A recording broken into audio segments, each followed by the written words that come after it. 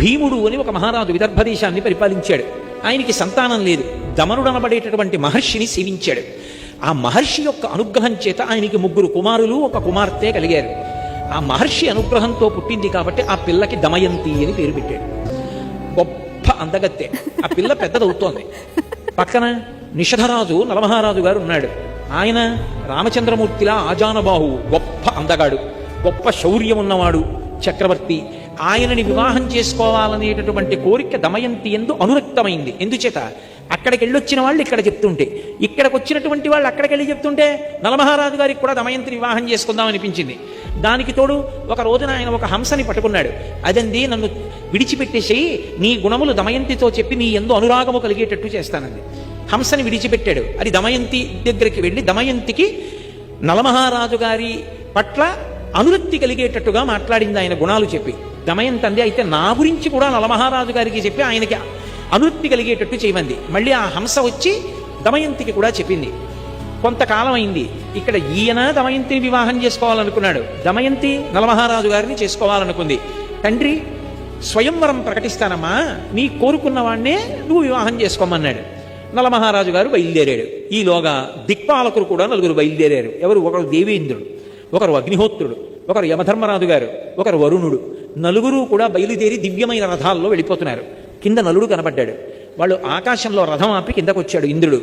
నలమహారాజా, దమయంతిని వివాహం చేసుకోవాలని మా 4 అనుకుంటున్నాం. ఎవరిని చేసుకున్నా పర్వాలేదు, నువ్వు వెళ్ళి రాయబారం చెప్పాలి. దమయంతిని మా 4లో ఒకళ్ళని పెళ్లి చేసుకోమని చెప్పన్నాడు. నలమహారాజు తొందరపడి మాట ఇచ్చాడు. మీరు ఏం చెప్తే ఆ ఉపకారం మీకు చేస్తానన్నాడు. నలుడు తిన్నగా దమయంతి అంతఃపురంలోకి వెళ్ళిపోయి ఆవిడికి కనపడాలని సంకల్పం చేశాడు. కనపడ్డాడు. ఆవిడ వచ్చినవాడు నలుడని గ్రహించింది, పిలిచింది, మాట్లాడింది. ఆయన అన్నాడు, నేను మాట ఇచ్చాను, ఆ 4లో ఎవరి మెడలోనైనా వరమాల వేయమన్నాడు. ఆవిడంది, నిన్ను తప్ప అన్యులను పతిగా అంగీకరించను, ఎందుకంటే నేను మానసికంగా నీకు భార్యని ఇప్పుడో అయిపోయాను, నిన్నే భర్తగా స్వీకరిస్తాను.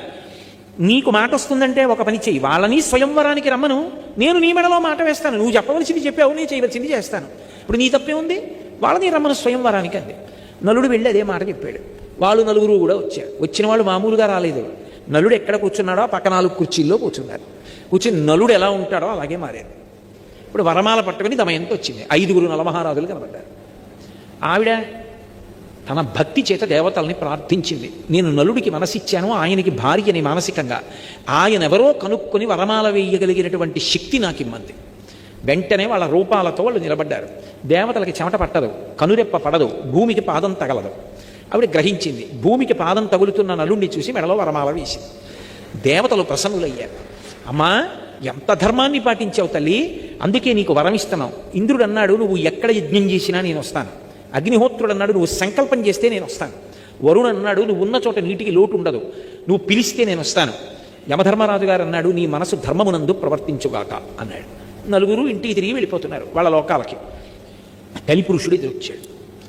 కలిపురుషుడిని చూసి వీళ్ళ 4 అడిగారు, నువ్వు ఎక్కడికి వెడుతున్నావు అని అడిగారు. దమయంతిని వివాహం చేసుకోవాలనుకుంటున్నాను, వెడుతున్నాను అన్నాడు. అంటే వాళ్ళు అన్నారు, దమయంతి స్వయంవరం ఎప్పుడూ అయిపోయింది నలమహారాజు గారితో, ఇప్పుడు నువ్వు వెళ్ళి ఏం చేస్తావు అన్నారు. ఆయన రాశీభూతమైన క్రోధం. ఆయన అన్నాడు, ఎలా సుఖపడతాడో చూస్తాను, పెళ్లి చేసుకున్నది సుఖపడడానికి కాదు, ఎలా సుఖపడతాడో చూస్తాను, దమయంతిని నలుడితో కలిసి సంతోషంగా ఉండకుండా చేస్తాను అని ఆయన ప్రయత్నాలు ఆయన ప్రారంభం చేశాడు. ఈలోగా నలమహారాజు గారికి దమయంతి యందు ఇంద్రసేనుడు, ఇంద్రసేన అని ఒక కొడుకు కూతురు పుట్టారా. ఈలోగా కలిపురుషుడు నలమహారాజు గారి యొక్క జ్ఞాతి, పెదనాన్నగారి కొడుకు, ఆయన దగ్గరికి వెళ్ళాడు. వెళ్ళి ఆయన్ని కలుసుకుని, రాజ్యం అంతా నీకు వచ్చేట్టు చేస్తాను, నాతో రమ్మన్నాడు. ద్వాపరుణ్ణి పిలిచాడు, నువ్వు పాచికలలోకి ప్రవేశించు, నేను నలమహారాజులోకి ప్రవేశిస్తాను. నలమహారాజు యందు ధర్మమునందు అనురక్తి తగ్గి ఇతర విషయముల యందు అనురక్తి పెరుగుతుంది, అప్పుడు సర్వనాశనం చేస్తాను. ఒక రోజున మూత్ర విసర్జన చేసి నలమహారాజు గారు కాళ్ళు కడుక్కోలేదు. ఏదో అత్యవసరమైన పని ఉండి కాళ్ళు కడుక్కోకుండా బయటకు వచ్చాడు. అపవిత్రంగా ఉన్నాడు కాబట్టి కలిపురుషుడు ప్రవేశించాడు. ప్రవేశించగానే ద్వాపరుడు వచ్చి జూదానికి పిలిచాడు. కలిపురుషుడి స్నేహితుడు. జూదమునందు అనురక్తి కలిగి, జూదాన్ ఆడదాం అంటే వద్దనకూడదు, రాజధర్మం అని వెళ్ళి కూర్చున్నాడు నలమహారాజు. ఎక్కడో అక్కడ ఆపగలిగేవాడు, కానీ కలిపురుషుడు లోపల ప్రవేశించేశాడు. ఎంత తీవ్రంగా ఆడాడంటే, దమయంతి ఆ ఊళ్ళో ఉన్నటువంటి ప్రముఖుల్ని తీసుకుని ఎదురుగుండా వచ్చి బిడ్డల్ని పట్టుకుని ఇంచుంది. ఉండడానికి ఇల్లు, తినడానికి తిండి కూడా లేకుండా పోతావు మహారాజా, వద్దు ఆపేయమని. ఆపకుండా ఆడుతూనే ఉన్నాడు, పందెం మీద పందెం ఒడ్డి. లోపల కలిపురుషుడు ఉన్నాడు, ఇక దేనికి వినడం. ఆ మూర్ఖత్వం వచ్చేస్తుంది ఇక కలిపురుషుడు పట్టేసుకుంటే. దమయంతి గమనించింది, ఇక ఆపడం ఇది కలిపురుష లక్షణం అని వార్ష్ణేయుడు అని సారథిని పిలిచింది. తన బిడ్డలు ఇద్దరిని రథం ఎక్కించి పుట్టింటికి తీసుకెళ్ళిపోమంది. ఆపద వచ్చేసిందని ఆవిడ కనిపెట్టింది. అన్నీ ఓడిపోయాడు. ఓడిపోయి రాజ్యం తన దయాదికి అప్పచెప్పేసి తాను బయలుదేరి వెళ్ళిపోయాడు అరణ్యాలకి. ఇక్కడ ద్వాపరుడు రాజై ద్వాపరుడితో పాచికలాడాడు కదా, దాయాది రాజై కూర్చున్నాడు. ఊరి చివరకెళ్ళి 3 రోజులు భోజనం కూడా లేదు. అయినా చిత్రం ఏమిటంటే కొత్త రాజుగారికి కోపం వస్తుంది, పాత రాజుగారిని పలకరిస్తే అని ఒక్కడు వెళ్ళి పలకరించలేదు నలమహారాజుని. ఆఖరికి ఇద్దరూ కలిసి అరణ్యంలో వెళ్ళిపోతున్నారు నలదమయంతులు. ఆఖరి పైన పక్షులు ఎగురుతున్నాయి. పక్కన భార్యే కదా ఉంది, ఎవరూ లేదు కదా అని నా పంచె తీసి విప్పేసి పైకి విసురుతాను. ఆ పంచె పక్షుల మీద పడి బరువుకి పక్షులు కింద పడతాయి, ఆ మాంసం తిందాం దమయంతి అని బట్ట తీసి విప్పేసి పైకి విసిరాడు. ఆ పక్షులు బట్ట పట్టుకుని వెళ్ళిపోతూ పకపక నవ్వి, నిన్ను ఓడించడానికి కారణమైనటువంటి పాచికలం పక్షి రూపం ధరించాం, ఒంటి మీద బట్ట కూడా తీసేయడానికి. నేను ద్వాపరుణ్ణి, మహారాజా బట్ట కూడా లేదు తిరిగంది. ఏం చెయ్యాలో తెలియక దమయంతి కట్టుకున్న చీరే తాను చుట్టుకుని ఇద్దరూ కలిసి అడవిలో నడిచారు. పడుకున్నాడు ఒక చోట, ఒక శిథిల ప్రాంగణం దొరికితే పడుకున్నాడు. కలిపురుషుడు లోపల ఉన్నాడు కదా, ధర్మం తప్పిపోతుంది. ఏం ఆలోచించాడంటే, ఇంత గొప్ప భార్య, ఈమె కష్టపడుతోంది నా వల్ల, ఈమెని వదిలిపెట్టేయాలని. నేను వదిలేస్తే సుఖపడుతుంది. వదిలిపెట్టి బయటికి వెళ్ళాడు. మళ్ళీ ధర్మం గుర్తొచ్చింది, భార్యని వదిలిపెట్టకూడదు. మళ్ళీ వచ్చాడు, కానీ లోపల ఆ కలి ప్రభావానికి ఏం చేశాడంటే చెయ్యకూడని పని చేసేసాడు.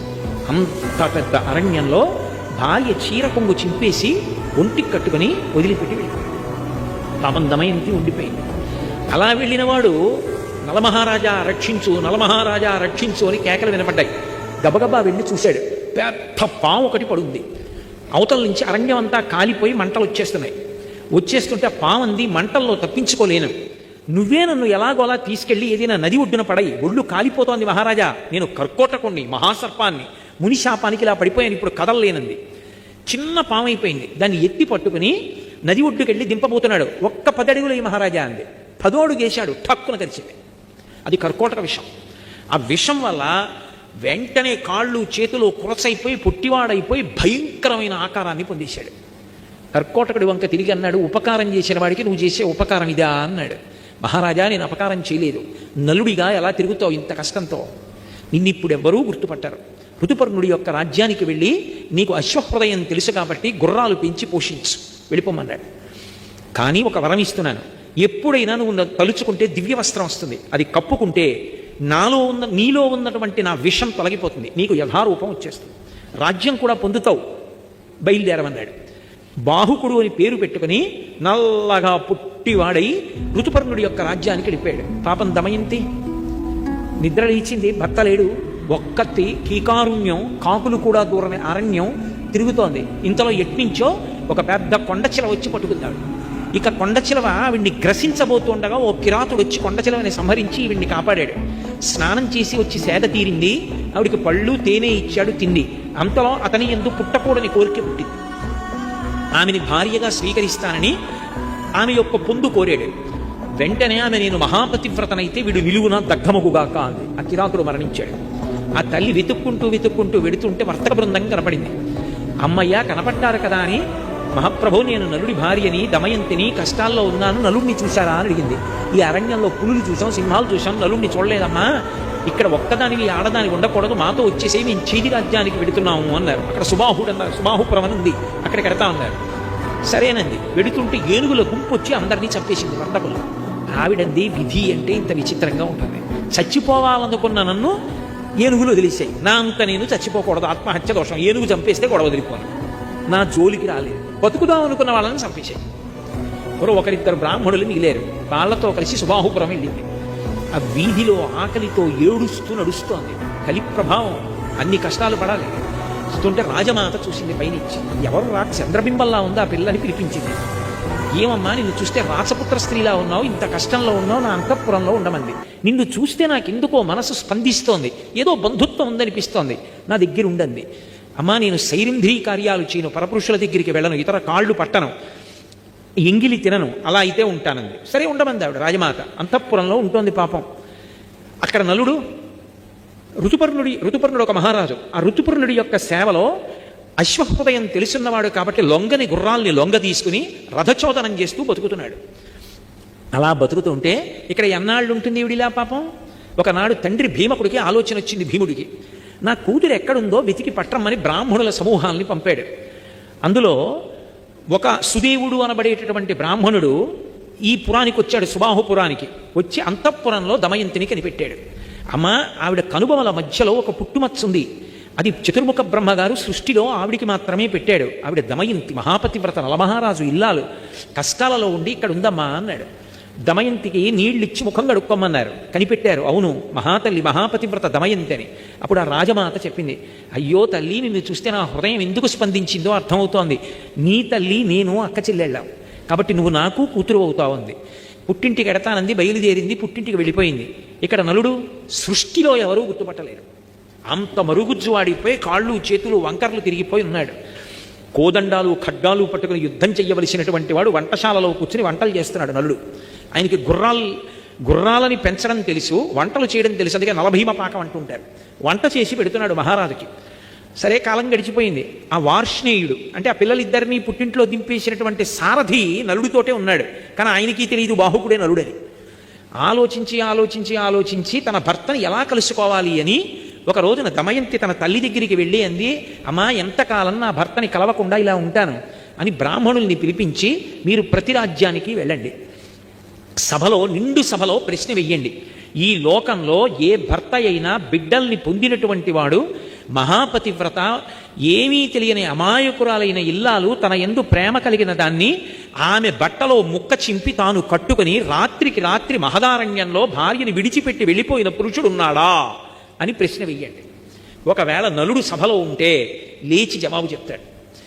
ఎవ్వరూ చెప్పకపోతే ఆ రాజ్యంలో నలుడు లేడు. బ్రాహ్మణుల్ని పంపింది. అన్ని రాజ్యాలకి వెళ్ళి అడుగుతున్నారు. ఋతుపర్ణుడి రాజ్యానికి కూడా వెళ్ళి ఒక బ్రాహ్మణుడి ప్రశ్న వేశాడు. ఏమీ మాట్లాడలేదు ఎవరు. కానీ ఆయన రాత్రి విశ్రాంతి తీసుకుంటూ ఉండగా బాహుకుడు అన్న పేరుతో ఉన్న నలుడు ఆయన దగ్గరికి వచ్చాడు. వచ్చి అన్నాడు, మహాపతివ్రత అయినటువంటి స్త్రీ భర్త ఏ కారణం చేత పొరపాటు చేశాడో తెలుసుకోకుండా నింద చేస్తుందా? అలా చెయ్యొచ్చా? అలా చేస్తే ఇహమునందు భర్తతో సుఖములుంటాయా? పరలోకముల యందు సుఖములుంటాయా? ఇలా చెయ్యవచ్చా అని వెళ్ళిపోయాడు. బ్రాహ్మణుడు లేచి విన్నాడు. విని వెనక్కి వచ్చి ఇదే చెప్పాడు. అమ్మ, నలుడు కనపడలేదు, బాహుకుడని ఒక ఆయన ఉన్నాడు, నల్లగా పొట్టిగా చేతులు కాళ్ళు ఇలా కుంచుకుపోయి గూనిలా ఉంటాడు, అతను ఈ మాట అడిగాడు. నలుడే. దమయంతి నమ్మింది. ఏదో కారణం ఉంది, అలా ఉన్నాడు. ఎలా? బాహుకుడిని ఇక్కడికి పిలిపించడం. ఆవిడంది, అశ్వవిద్య తెలిసిన్నవాడు నలుడు ఒక్కడే. ఒక్క రాత్రి ప్రయాణంలో తెల్లవారేటప్పటికీ ఈ పురానికి రథం రావాలంటే తోలగలిగిన వాడు నలుడు ఒక్కడే. అందుకే దమయంతీదేవికి ద్వితీయ స్వయంవరం జరుగుతోందని ఋతుపర్ణుడు ఒక్కడికి కబురు చేయండి. ఋతుపర్ణుడు బయలుదేరి వస్తాడు. రథం రాదు తెల్లవారేటప్పటికి ఊరు, నలుడు నడపాలి. నలుడు అక్కడ ఉంటే పిలుస్తాడు. అశ్వహృదయం తెలుసు కాబట్టి రాజు రథం నడపమంటాడు. అప్పుడు వచ్చిన రథం వచ్చేస్తే నలుడే నడిపాడు రథం, మనం కనిపెట్టచ్చా? ఒక్క ఋతుపర్ణుడి రాజ్యానికి వెళ్ళి చెప్పారు, అందరికీ చెప్పారు అనుకున్నాడు ఋతుపర్ణుడు. దమయంతీదేవి ఏమిటి అంత పతివ్రత, ఇద్దరు బిడ్డలు ఉన్నది, ద్వితీయ స్వయంవరం ఏమిటి, మళ్ళీ పెళ్లి చేసుకోవడం ఏమిటి? తెల్లబోయాడు.